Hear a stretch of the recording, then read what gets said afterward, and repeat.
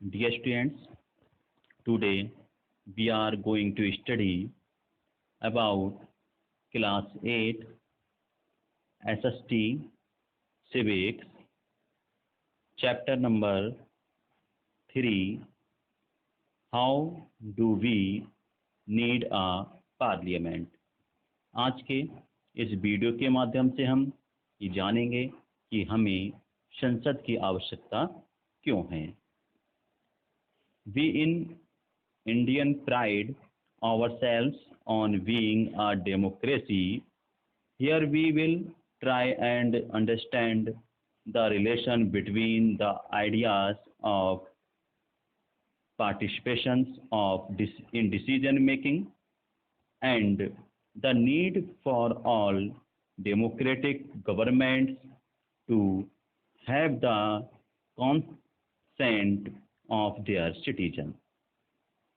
It is these elements that together make us a democracy, and this is best expressed in the institution of the parliament।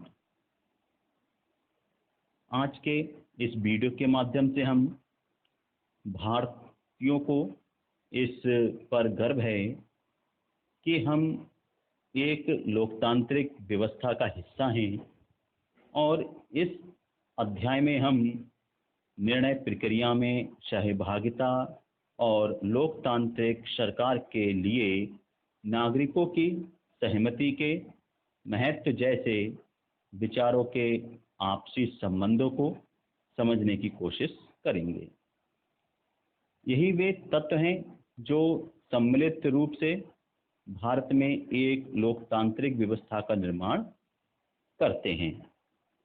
इस बात की सबसे अच्छी अभिव्यक्ति संसद के रूप में मिलती है।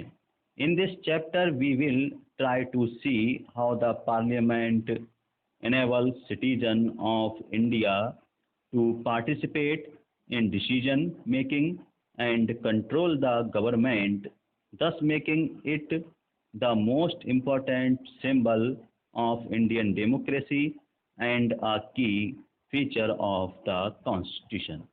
इस अध्याय में हम ये देखेंगे कि किस तरह हमारी संसद देश के नागरिकों को निर्णय प्रक्रिया में हिस्सा लेने और सरकार पर अंकुश रखने में मदद देती है।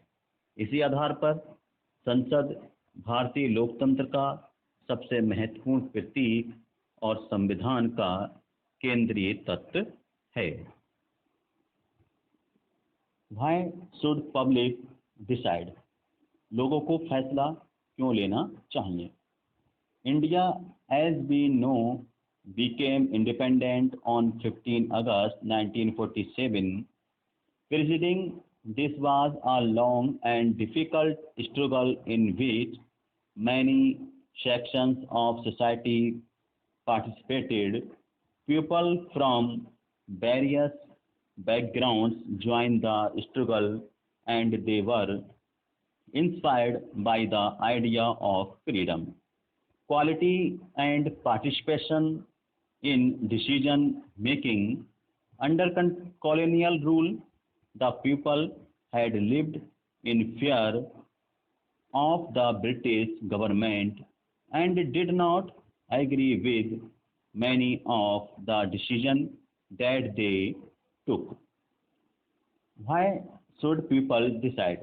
लोगों को फैसला क्यों चाहिए? जैसा कि हम जानते हैं कि भारत 15 अगस्त 1947 को आज़ाद हुआ।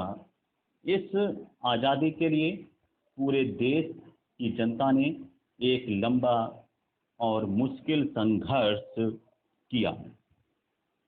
इस संघर्ष में समाज के बहुत सारे युवकों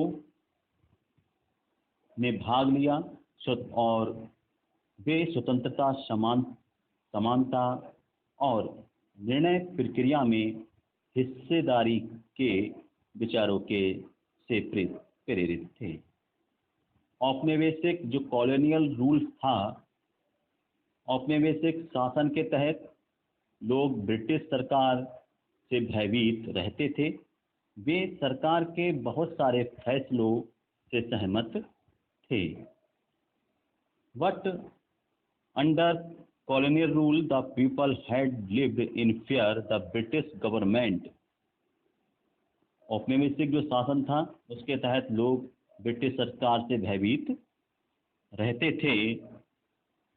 and did not agree with many of the decision that they took. और विभिन्न ऐसे जो डिसीजन थे, निर्णय थे, जो फैसले थे, उनसे असहमत थे। But they faced grave danger if they tried to criticize these decisions. The freedom movement changed this situation. In nationalists began to openly criticize the British government and make demands as far back as 1885. The Indian National Congress demanded that there be elected members in the legislature with a right to discuss the budget and ask questions. लेकिन अगर वे इन फैसलों की आलोचना करते तो उन्हें भारी खतरों का सामना करना पड़ता था। स्वतंत्रता आंदोलन में यह स्थिति बदल डाली। राष्ट्रवादी खुलेआम ब्रिटिश सरकार की आलोचना करने लगे और अपनी मांग पेश करने लगे। 1885 में ही भारतीय राष्ट्रीय कांग्रेस ने मांग की कि विधायिका में निर्वाचित सदस्य होने चाहिए और उन्हें बजट पर चर्चा करके एवं प्रश्न पूछने का अधिकार मिलना चाहिए। In 1909, the Government of India Act 1909 allowed for some elected representation. While these early legislature under the British government were in response to the growing demands of the colonialists, they did not allow for all adults to vote, nor could people participate in decision making. 1909 में बने government of India act ने कुछ हद तक निर्वाचित प्रतिनिधित्व की व्यवस्था को मंजूरी दे दी। हालांकि ब्रिटिश सरकार के अंतर्गत बनाई गई ये शुरुआती विधायिकाएं राष्ट्रवादियों को बढ़ते जा रहे दबाव के कारण ही बनी थी, लेकिन इनमें भी सभी वयस्कों को ना तो वोट डालने का अधिकार दिया गया था और ना ही आम लोग निर्णय प्रक्रिया में हिस्सा ले सकते थे। As the experience of the colonial rule as well as the participation of different people in the struggle for freedom left little doubt in the minds of the colonialists that all persons in independent India would be able to participate in making decision। जैसा कि जो औपनिवेशिक शासन के अनुभव और स्वतंत्रता संघर्ष में तरह तरह के लोगों की जो हिस्सेदारी के आधार पर राष्ट्रवादियों को विश्वास हो गया था कि स्वतंत्र भारत में सभी लोग अपने जीवन को प्रभावित करने वाले फैसलों में हिस्सा लेने की क्षमता रखते हैं और स्वतंत्रता मिलने पर हम एक स्वतंत्र देश के नागरिक बनना चाहते थे। But with the coming of the independence, we are going to be citizen of the free country। स्वतंत्रता मिलने पर हम एक स्वतंत्र देश के नागरिक बनना चाहते थे। This did not mean that the government could do what it felt like. It means that the government had to be sensitive to people's needs and demands. With the coming of the this is did not mean, इसका मतलब ये नहीं था कि सरकार जो चाहे कर सकती थी। इसका मतलब यह था कि अब सरकार को लोगों की ज़रूरतों और मांगों के प्रति संवेदनशील रहना होगा और स्वतंत्रता के लिए संघर्ष के सपनों और आकांक्षाओं ने स्वतंत्र भारत के संविधान में ठोस रूप ग्रहण किया। This dream and the aspirations of the freedom struggle were made concerted in the Constitution of Independent India that laid down the principle of universal adult franchise, that all adult citizens of the country have to right to vote. संविधान ने सार्वभौमिक वैश्विक मताधिकार के सिद्धांत को अपनाया। सार्वभौमिक वैश्विक मताधिकार का मतलब है कि देश के सभी वयस्क नागरिकों को वोट देने का अधिकार। पीपल एंड देयर रिप्रेजेंटेटिव्स, लोग और उनके प्रतिनिधि। The take off point for our democracy is the idea of constant, the desire, approval, and participation of people. It is the decision of people that creates a democratic government and decides about its functioning.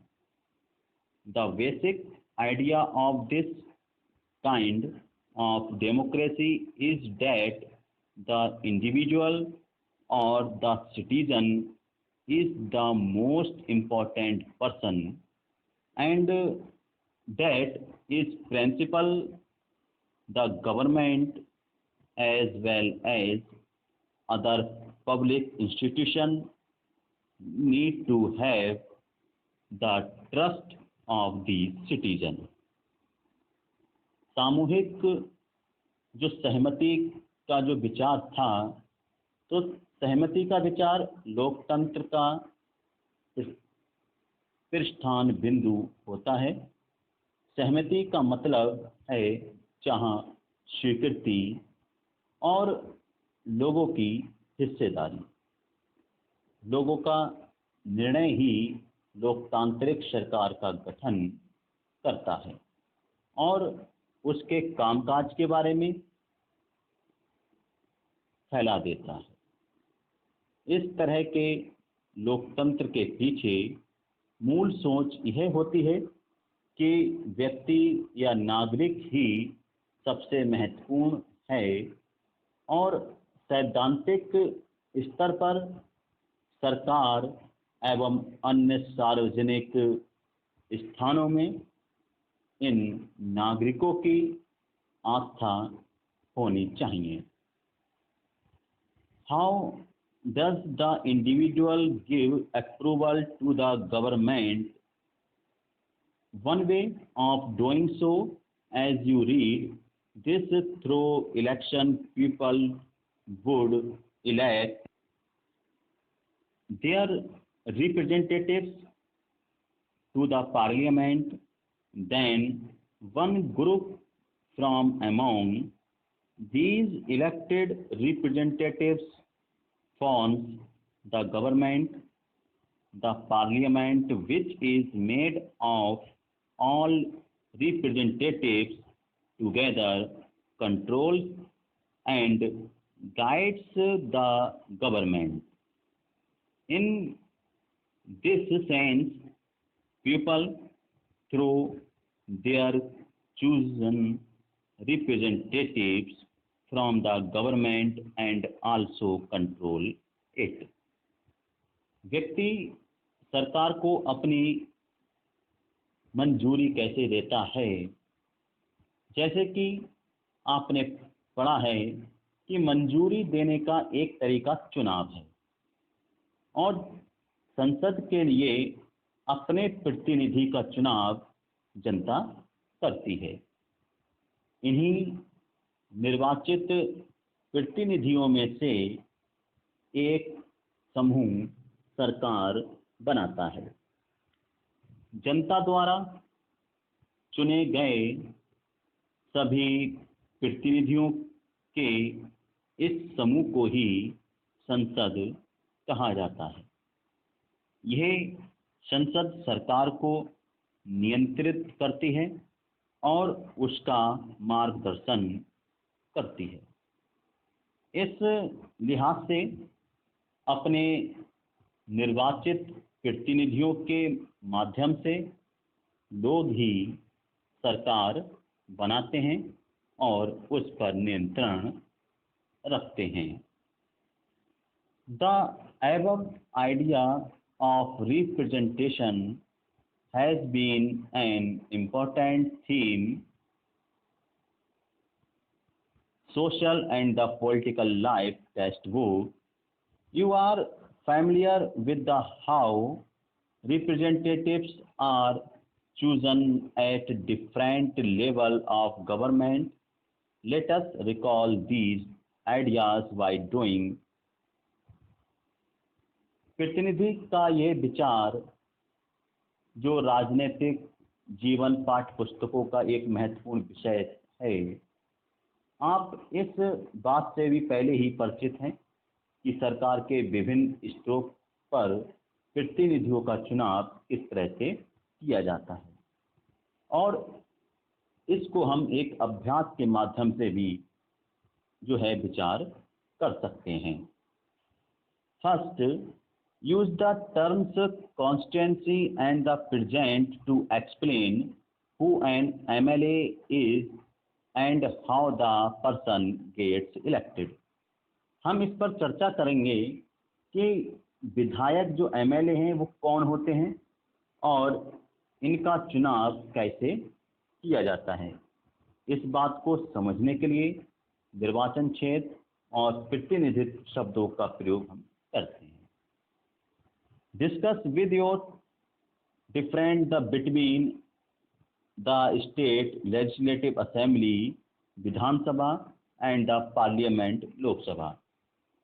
राज्य विधानसभा और संसद लोकसभा के बीच क्या फर्क है, इसके बारे में भी डिस्कस करेंगे।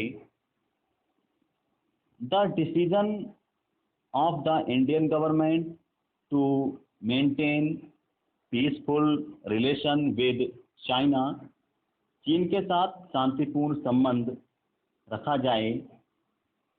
मध्य Pradesh, the decision of Madhya Pradesh government to discontinue board exam for class 8 for school under this board, और मध्य प्रदेश के बोर्ड के तहत आने वाले सभी स्कूलों में कक्षा 8 को बोर्ड की परीक्षाओं में बाहर रखा जाएगा। इस तरह के जो विकल्प दिए गए हैं तो काम राज्य सरकार के हैं और वह केंद्र सरकार के भी हैं। कौन से ऐसे कार्य हैं वो हम यहाँ पर डिस्कस नेक्स्ट वीडियो के माध्यम से करेंगे।